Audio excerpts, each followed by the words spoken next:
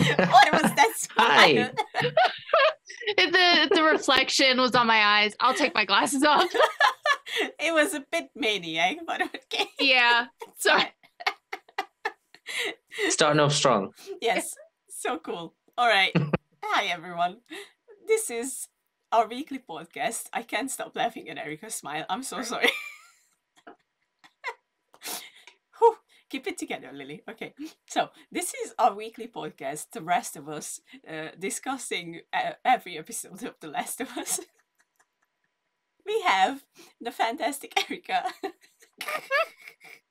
I swear I didn't have coffee this time. That was just ADHD. Whoa. Oh god, I loved it. The wonderful Nick, who's finally back with us.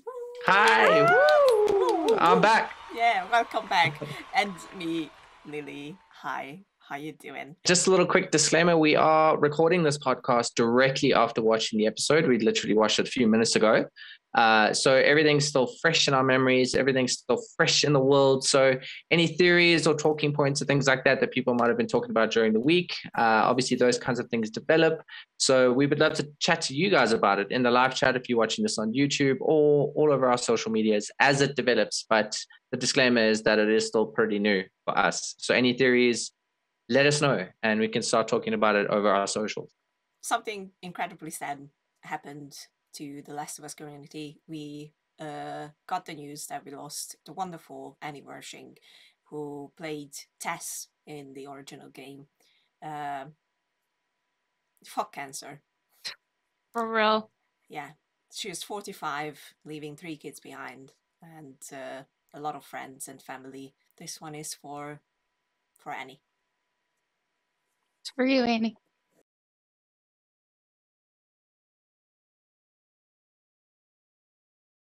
Let's get into the episode breakdown. We're going to go nice timeline order. And we're going to start off with the simple fact that there was no cold opening this time. We just got straight into it with the, the title, which I completely watched. Yes. No, I didn't. I skipped it again. Sorry. It gets you in the mood. On. It gets you in the mood for the show. The music, it sets the tone and gets you ready. I was already They worked ready. so hard on that intro. You got to watch it, man. Come on. So hard. I do appreciate the intro, but I always skip every intro. It's not against. Ain't got time for that. I just don't have time for it. I'm sorry. I thought I was missing something because I've had issues trying to watch the episodes, trying to stream them and things like that. When I started watching it and there was no cold open, I was like, oh my gosh, I've missed it, and now we can't talk about it. Obviously, we can feel the heavy weight of losing Tess in the previous episode through Joel. I love that he was right next to the river, just building that little. I think it's called a cairn, and I think I remember that because in Uncharted 4 there was a trophy for knocking all of them over. Did you know it's actually illegal? Really? It disrupts I did just look this up, but I actually knew this. It is illegal because it disrupts wildlife and other things in rivers and stuff around it. It disrupts the wildlife, and it's actually illegal to do that. But it doesn't matter in the show because it's the apocalypse. Okay, that's okay. So if nothing else, you've learned how to avoid breaking the law tonight. Yes, but it is called a cairn. Yeah. It is? Okay. Yes. Good. That's the one. That's one for me.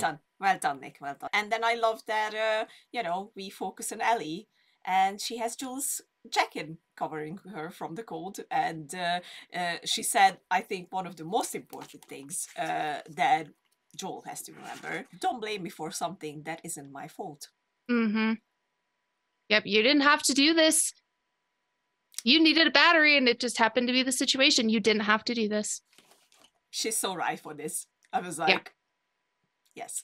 It was really just an introduction of, them heading towards Bill's place. And we have to mention that wonderful scene where they go looting. Yeah. I was so happy. I love it. And Joel gets so frustrated not being able to find anything. He's like, I've only been there once, and he couldn't find anything. I'm like, that's exactly how we felt trying to find stuff. We can't find anything anywhere. Everything was just it looks like just in the game, like, you know, the shelves, everything. The lockers. The lockers. The lockers looked Naughty Dog yellow to me. You just have an eagle eye for that, hey? Yeah. Erika's just like, I'm going to wear it. I'm going to wear Naughty Dog yellow next episode. I don't own yellow, but I'm going to do it. You kind of have to do it now. Yeah. Yeah. Yeah. It's, you know, you brought it on yourself. Oops. Oops. Yeah, well, real quick, we don't see a ton of Easter eggs so far. I couldn't find a ton of Easter eggs yet because there were a lot of changes to this episode. But one of the first ones that I saw was as Ellie's going into the additional room, on the wall by the door is a safe code. I don't know if it actually means anything or if the code means anything yet, or if it's just like a cool gesture in the game being like, hey, the safe code, because that's where you get extra ammo, all of this other stuff. But I thought that was a really cool nod of just having like this safe code posted next to the door. We gotta love safe codes. It was so annoying. I always looked up on YouTube. I did too. I had to look it up every time because like I don't remember the code. I couldn't find it. Yeah, you know, it's a confession of gamers. Whoops. My bad. Yes, I think this is one of my favorite moments of the episode as well. It's where they're looting that shop. Ellie finds an arcade machine, and it's a Mortal Kombat arcade game, which is so cool. And it reminded me of a moment in the first game where the pair are in Lincoln, Nebraska, looking for Bill. And Ellie finds an arcade machine, and she starts talking about how she used to play this a lot with her friend, and how one character had like a really good finishing move. And she does something very similar. She talks about Melina, and I thought that was quite a cool little nod to that moment. It's very much a throwaway moment in the game. It's an optional dialogue, but I think it's that little attention to detail, which is really cool. You know, it's a nice big series, but the little nods like that to the fans of the games is really cool. I appreciate that kind of stuff, you know? Mm-hmm. Yeah. And if you play the DLC where you get more insight to Riley and other things, they'll go into that in the TV show as well through some flashbacks. You can see I just played this like a couple of days ago, so it's fresh in my mind. In Ellie's little bedroom that she's staying in is a bunch of posters, and one of them is also Mortal Kombat 2 on the wall. So I thought that was real cute. When Ellie goes into that, what was that? It was like a hideout. Yeah, or I just like a basement storage, something kind of a like thing. That. Yeah. I really liked it because that's where we got the lockers like sideways, like just like in the game, and you know, all the shelves with things on it, and you can see like similar items that you have to collect in the game on the shelves, and I was like, oh my god. And then the noise comes in from the stalker, and I was like, oh shit, and it's all crushed but still alive. And then Ellie just goes in, does that little cut on the forehead once again. So cool. You can see the cordyceps under the skin, and it's like, ugh, just disgusting. I can't get over it, how disgusting it is. And then she just freaking stabs it in the head. It also it gave me a thought. You know how in the first episode, Ellie's fascinated by the way Joel defends her from the soldier. And you can see the fascination on her face. And I found it incredibly interesting how she was just like almost just enjoying the whole moment with this stalker, just like, I can do whatever I want with you. Like, it was all over her face. It was a savoring also slight revenge. Yeah, definitely. But it's also, you know, a foreshadowing, I think, for the Ellie that we're gonna get. And this is another tiny thing, just we're gonna slide it in here in season 2. Are we surprised? Woo! No. Not at all. Not at all. But I like this build-up. I like this build-up because, you know, Ellie's going to be very different in season 2. Let's put it this way. And she's going to act more like Joel. Yes. We are on our way to Bill. I like their little discussion with Joel, and I really like the little nod towards movies like Virus and 28 Days Later, and everything, where Ellie's like, was it through monkeys? I bet it was through monkeys, and you know, those films, it was through monkeys. Like, That was a great nod. But it also built up their relationship a little bit more, that he's kind of opening up to having a conversation with Ellie, whereas before he was like, just shut up. You're a weird Just kid. Shut up, yeah. I really wanted to talk about that scene, because when they talk about that, like you say, it gives a little bit of exposition with some kind of like throwaway dialogue, which is something that Naughty Dog does so well in Uncharted and The Last of Us, where you're just walking through an area, specifically Last of Us, you looting this area, you might spend like half an hour, 45 minutes without any action, you're just looting, but then your characters are kind of, they've got this banter between each other, and it might sort of flesh out the world a little bit, and it'll seem like it's just pointless banter and conversation and whatever, but it actually has some deeper meaning to it. And I really wanted to see some back and forth between Joel and Ellie, and we've got some already. I'm looking forward to more of that, because that's one of my favorite things about The Last of Us. That's a great point, because they do that a lot. What's not cool, and they have to chill about this, the transition into back in time, it was so cruel. Like, they find this pin where we find out that the soldiers literally killed a bunch of completely healthy people because there was no place in the quarantine zone. And they zoom in on a tiny little... There was a rainbow blanket and then another... Yeah. And they zoom in on that, and then they zoom out, and it's a baby. Gosh, that was harsh. And I was like, are you serious? And then we get the first glimpse at Bill. I'm just gonna put it out there. He's very different from the Bill we get in the video game. Oh man. This so episode different. is probably the biggest deviation from the game that there could be. And I'll start it off by saying I actually enjoyed it. Which is like had glimpses of in the game, like it was through letters and stuff. Yeah. But it wasn't like this. So, we will definitely talk about it in the end, because I have thoughts and not all of them are positive. I'm interested. I'm just gonna put it out there. But we're back wait for those. In 2003. September 26th. I wrote up the dates so we don't get it wrong. We had some big time jumps here, but it was necessary. Bill is just, in survivalist mode. I think he was, even before this all happened, it's very clear that he was preparing for something like this. And I like that, because that's like we would call it weirdo, but like he was right. Yeah, we would call that preppers. Out here.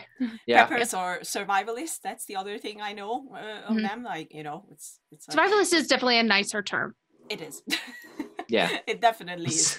But I like the whole montage of just him waiting for the soldiers to leave with the people, and then he just goes to collect everything he needs to build his little sanctuary, basically. And I loved that little nod that when he goes up from the basement and puts on the mask, because obviously it's at the very beginning, and we don't know how it all affects people just yet. And I think that whole paranoid side of him was just like... My thought actually with the mask was that he would think that Fedra was going to use gas on him to take him out.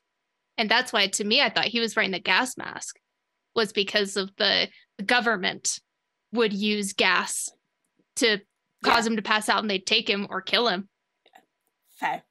He's just prepared for everything. He's prepared. That's really how it goes. He's prepared for anything. Yeah. Either way, gas mask. I wanted to ask you guys specifically at this part. So I know we've talked about it. We probably mentioned it later, that we're so upset that there's no spores. We've got our spore lose account. So he has that gas mask in that scene. Do you think they put that in there just so that they could have Bill with the gas mask in the trailers, so that we wouldn't like freak out that there's no spores? Because we saw that totally gas mask in the trailer, and I thought, and we did think spores, and that was my first thought too. You could be right though, that they kind of were like, we mentioned here's a little Easter egg of a thing. Yeah, we mentioned that in episode 1. We said we're so unhappy that there's no spores, but in the trailer we see Bill take off a gas mask, and we thought there's still hope. But now I don't know. It looks like it's all dashed. Yeah, it's just a bunch of spore losers. Yeah, the way to gently bring us down. It is what it is. It is what it is. And then there's a 4-year time jump to 2007, and that is where Frank is in the hole. I was so excited to meet Frank because in the game you don't get to meet Frank, and so we only know anything about him. I mean, you do. Mm, I'm kind of. sorry. You get to see him. You get to see him. I instantly fell in love with Frank. Yes. Instantly. So true. Just like So charming. he's the best. Murray Bartlett, like shout out to him. He's just so good. But that was such a great introduction. Immediately, the two of them just had this chemistry. That was like, Yeah. Oh yeah. like as performers, definitely like the performance felt really nice. But you could also feel it within their characters. Their characters were immediately like clicking. They weren't like very similar people, but you could just feel like these two are gonna be friends. You could just see it Yeah. straight away, or maybe more. You could feel the anxiety coming off of Bill because he probably hasn't really been around a normal person for either the four years. 4 years, yeah. For 4 years, not really talking to anybody other than probably killing them. Although I think Pierre just genuinely didn't like people at all before Yeah. this whole thing happened. So I think he's just more surprised that he has to interact with someone. Yeah. At all. Surprising interaction. I did want Just to normal social anxiety. Yeah. To point out just the trap that he first sets off that just nails the infected in the head. It's so cool. It's such a Bill thing. I just wanted to show like that was such a Bill thing. And seeing some of his traps go off made me very happy. Oh yeah, definitely. We needed some Set traps. up all my traps. That's the Bill we love. But like Bill is like, he's a big softie inside. So he's like, okay, fine. Let's do this. And I love the whole thing where he's like, letting him shower and he asks for like 5 more minutes. Like, come on, Dad, just 5 more minutes. And I'm like, oh my God, that's so cute. And then I just have to say this as someone who worked in hospitality and had to learn how to pour the wine and everything. Well done, Nick Offerman. Well done. I love that. You poured that wine so beautifully. I think my past bosses would be like, you're hired. That was an excellent just twirl. It was, and just like the little thing of him just like turning his plate. Like Bill is a fancy bastard. Oh yeah. The bastard. Yes. And just the turn of the plate, beautiful. Just just dripping with etiquette. Yes. Yes. Yes. And he's like, I like that. So anxious throughout the whole thing, and I'm like, oh yes. He's so anxious. It was adorable. I loved that though, because there's so many different layers to it. He hasn't seen another human apart from ones that probably wanted to kill him in 4 years. So I think that he's super anxious because he's like, can I trust this guy? Is this guy going to try and rob me or kill me or whatever? But he's also like, this guy's kind of cool. It's like, this is maybe like a new buddy or, so it's kind of like, he's like this nervous little guy in front of his crush or something like that. Or he's like this vulnerable person now in front of a potential killer. Like there's so many layers to it. I think he plays it perfectly as well.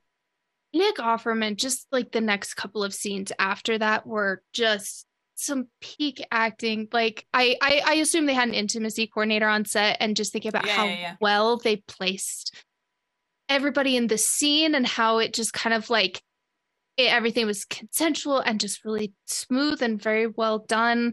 And my husband pointed out too, and he's like, well, of course this is probably his first time. If you look around the neighborhood, this feels very conservative, and he seems to be in a position in past real life where he would not have been accepted for who he was, which is most likely why he was initially alone.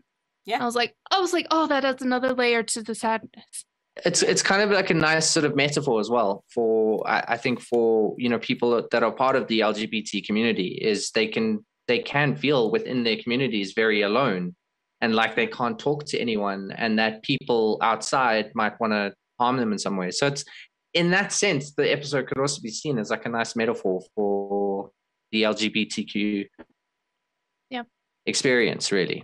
Yeah. It was such a beautiful little love story. I cried and squealed and I think we all did. And then there's the 3 years jump again. We're in 2010 now. And I love that it immediately starts with Frank being like, oh, Phil. And I'm like, oh, yes. This is what I've been waiting for. just immediate, because if you play the game, if you haven't, obviously this is completely new story for you. This is how I imagine them based on those letters.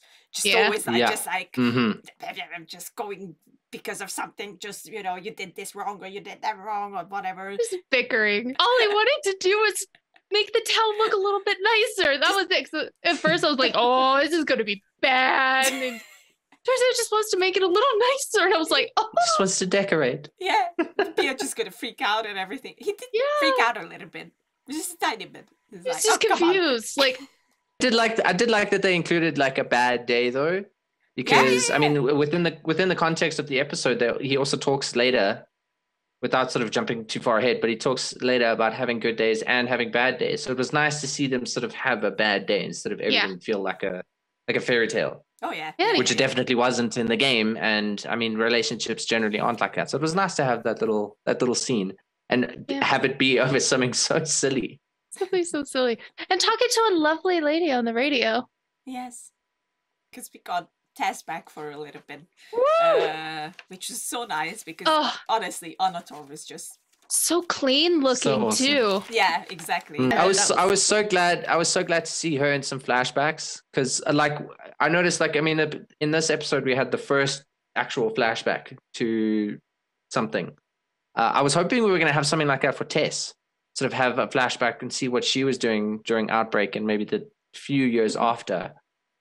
We didn't get that for Tess, but we got that for Bill, obviously. So it was nice to see Tess in one of these flashbacks. They did write a background flashback for Tess, but they didn't end up doing it. It's really tragic. If I'm summarizing this correctly, what they were going to do is, so Tess was married, had a son. Her husband got infected, and so did her son. She was successfully able to kill her husband before he was able to get to her, was unable to kill her son, and locked him in a room in a basement somewhere, and kind of never went back. She was unable to kill him. Okay. I didn't want to see that, so, you know. Yeah, I'm very glad they didn't do that because, you know, that would have been real heavy and... Yeah. And I think it might sound a bit controversial. I don't think everyone needs like a flashback because we're gonna meet so many people along the way, and you know, I just feel like it would become too much after a while. Yeah. Because they are just like passing characters, which is completely fine.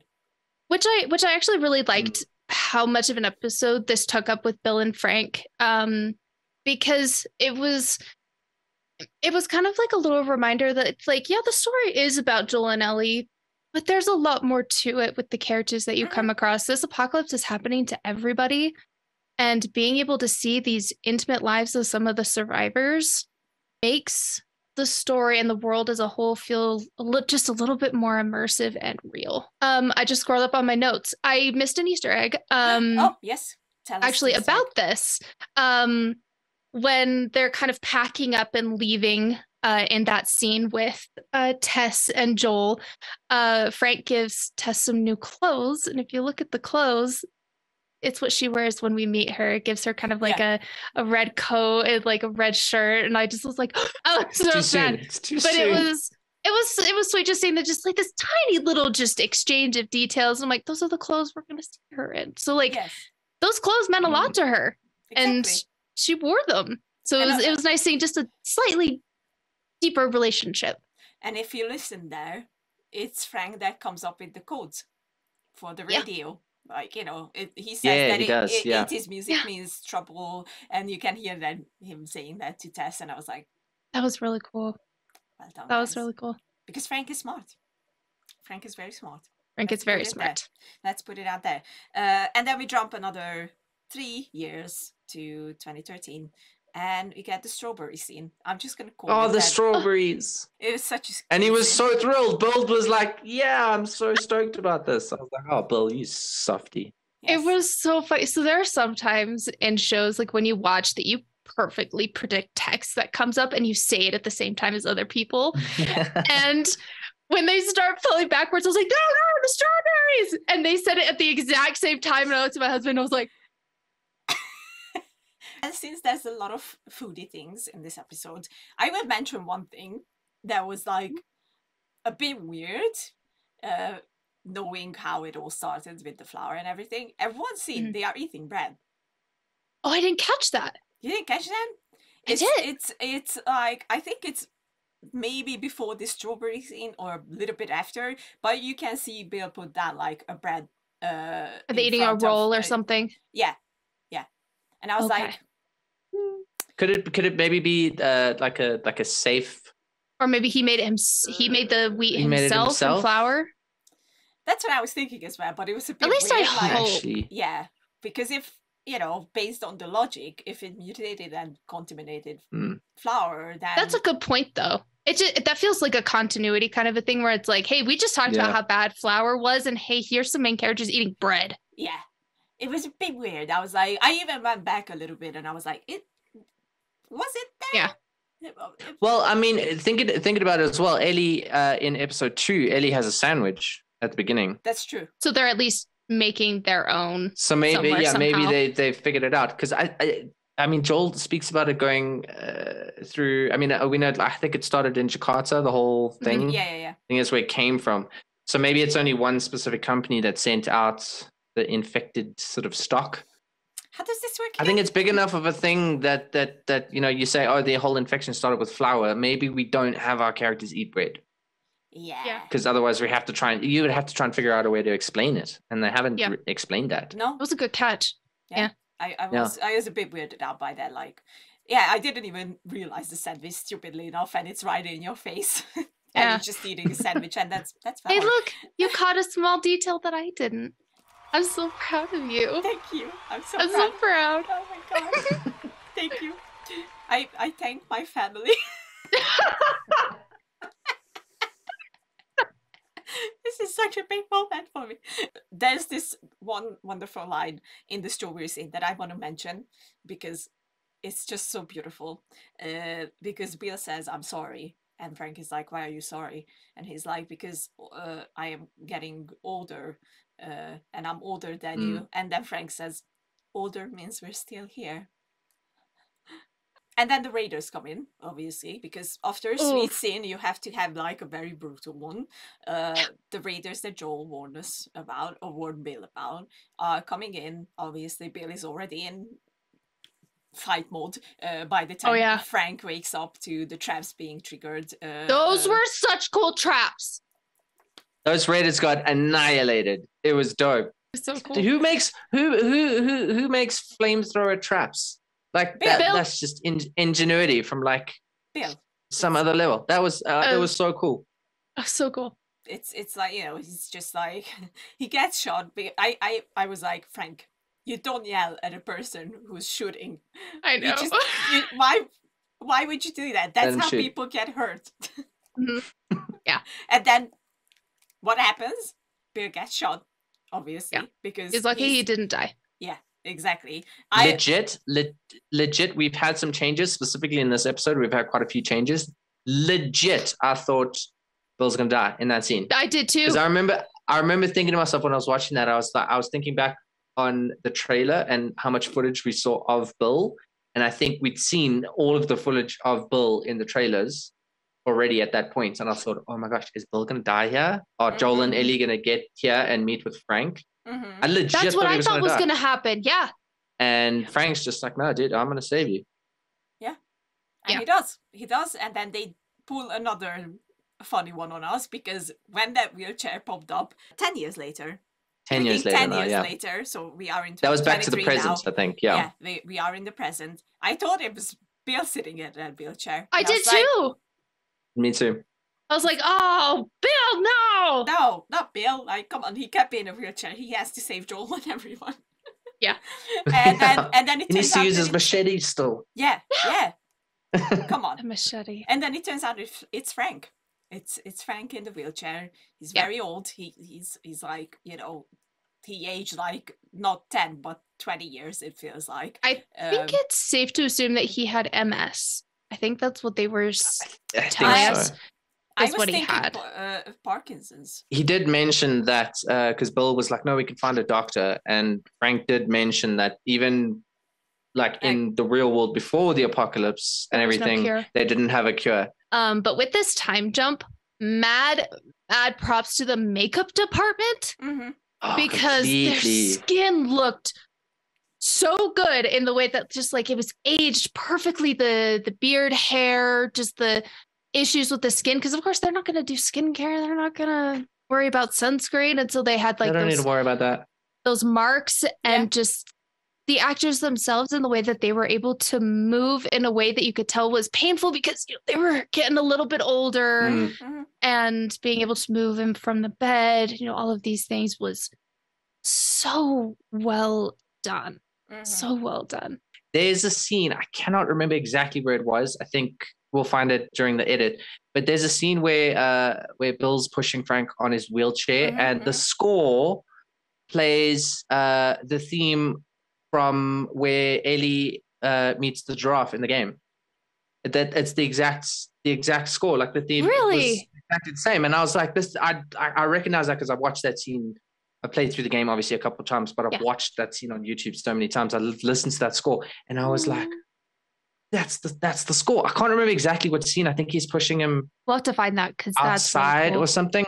But it was that theme, and I was like, oh my word, they're playing it here of all places. But also it was so nice to hear it, and I think maybe it was just like a quiet somber moment between two people that just loved each other, and maybe that's kind of sort of foreshadowing for later when Joel and Ellie share a moment like that, and then they'll play the theme again. Before Frank said anything, because obviously he requests the pills to be crushed and put in his wine, and then just laying next to Bill and dying like that, I knew that it's gonna be the wine. Like he put it in the bottle. The bottle. Because I thought so too, because when he brought that out an additional 2, it must be just something like with our ADHD and our pattern recognition, but we were just kind of sitting there like, he's not going to go alone. He's going with him. Yeah. And he started to put everything in the one wine glass, and I was like, nah, this is an ending here. And that's what he talks about, enough to kill a horse that was already in the bottle, because Frank's like, I'm already starting to feel tired. If I were Bill, I would have done the same thing. I think it was beautifully set up. The whole episode set it up so nicely because they did everything together. They fought together. They enjoyed strawberries together. They did everything together. So this was kind of the last thing they did together. And I was kind of upset because I was like, oh no, but Joel and Ellie need to get there and they need to have adventures with Bill, and Bill needs to slash some infected heads off with his machete. But I was like, you know what, I prefer this. It was just such a beautiful send-off for these two characters that we fell in love with in 40 minutes. Yeah. And initially I had a hard time with the change because I really wanted Bill to come and rescue them. And, this was this is the hardest part in the game for me, was going through the school and fighting upside down. And yes, I was very disappointed that we didn't get any of that, because that to me, I was probably one of the things I was looking forward to most. Of all the changes that they could make to Bill's story, I kind of actually felt really glad that we got to have a good ending for somebody that was on their terms, with somebody they loved, that they didn't have to lose. We could see a happy story come to a close. And I was actually kind of okay. Yeah, because we're probably not going to ever see that ever again in the entire series. No. It doesn't happen, folks. Savor this one, because savor this. All right, Lily. Well, I've been waiting to hear what you thought of this, because I'm very, very interested. I'm going to be the asshole in here. Do it. Absolutely. Because not everybody is going to love this change. It is a massive change. It is a massive change. Not everyone's going to love it. And I didn't like it. Don't get me wrong, the whole episode is fantastic and beautiful and wonderful, and I want Bill to be happy. But I think they missed a big opportunity here in the end, because what I imagined would happen is that I imagine that it's in the wine, but somehow Bill just doesn't drink enough, gets sick, and whatever, he doesn't die. Yeah. And what Joel and Ellie arrives to is the Bill that we're getting in the game. This asshole who's just like, angry with everything and just pissed off with everything and whatnot, because he just couldn't go with his love, basically. And then Joel and Ellie arrives because, you know, that's basically the end of the episode. They find out that Bill and Frank is dead. Bill left a letter to Joel or whoever, but probably Joel. I like that nod. And then you know, he just lets them know that they are both dead. They left it in the open. Blah blah blah blah blah. And we could have still had all the things. Yes. And that's where I was like, you know, that's where I was like, I don't get me wrong, I'm not against happy endings at all, and I actually like that we have like a little bit here in The Last of Us. I think they missed the chance with Nick Offerman to do Bill. Some really badass stuff. Just, you know, Bill being Bill. And I kept wondering, if I would be watching this, I never knew the game, this would be perfect. But knowing the game, falling in love with Bill in the game, and he really is one of those lovable assholes. Yeah, you know, you can tell that he actually has a pure heart and everything, but he's just an asshole with everyone. And I loved their bickering with Ellie, and it was just so fun. And then Oda was just like, no, you're not gonna get any of that. There's one thing, that I was actually decently upset that we didn't get, and this is probably the first time I've actually been like, are you fucking kidding me? We didn't get this. At the end, there was no magazine. Nope. In the car, there was no magazine that she was tricking Joel and be like, why are the pages sticky? And she throws it out, you know, just like, whoa, it's really that long, you know, like making all these stupid like funny jokes. I was genuinely mad that we didn't get that. I was thinking about that as well. I was quite annoyed because we're not going to get that line where she goes, bye-bye, dude. Bye-bye, dude. Yeah. I mean, it can still happen in the next episode.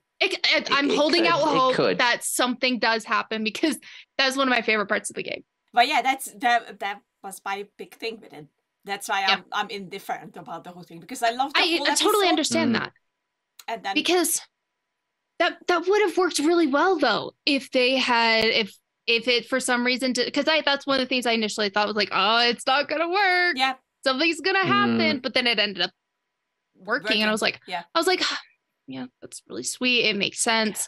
But that would have worked really well, because then we could have gotten at least the pushing down of the hill.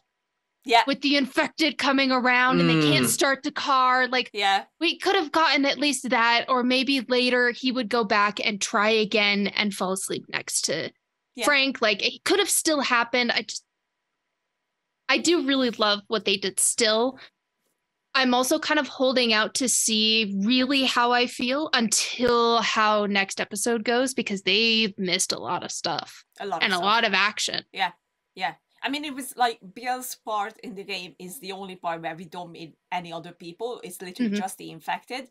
And they completely took that out now. We get raiders and whatnot. And I was like, I keep thinking that maybe if I haven't played the game, this would hit like completely different. But playing the game, knowing Bill, having some great scenes different in there, it just feels very different, which is not a bad thing. I'm not saying that, and I'm not saying that, you know, the changes that they decided to make and the whole backstory with Frank is a bad, because it's beautiful. I freaking love this episode, but we just still could have had what we wanted. Yeah. But so I mean, I'm a bit disappointed. It's also an interesting thing to talk about is, I mean, this is, as you were saying, Lily, this is a part of the game where you only face infected. There's a lot of infected that you face off here. I mean, we get, I think, bloaters for the first time bloater, here. It's here. Yeah.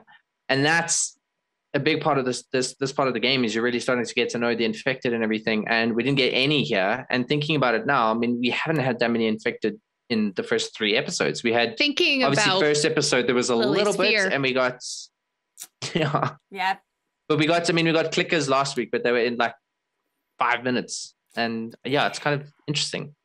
I need Joel and Ellie to fight off a horde. Because, you know, it's going to be important later on with Henry and Sam. You can't skip it there. You can't skip it there. Yeah. That, you know, it needs to be in there. It's going to be important later with Ellie and David. Yeah.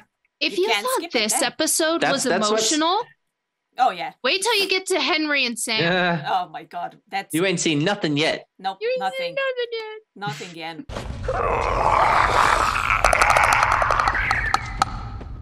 Let's get into episode ranking. And let's start with Erika again. How do you rate this episode? Your final thoughts on it. So I have two ways I would rank this. Okay. If I Me didn't too. know the changes and I was coming fresh into this would be a straight up 10 out of 10 episode Agree. because it was so beautifully done and just the pacing, everything was to me a perfect episode. But knowing the changes, I think I'm still sticking with like maybe like a 9 out of 10 still because I was okay with it. I wish we had had a little bit more, but what's done is done and I'm okay with it. And I feel satisfied by the episode. Okay, excellent. Nick?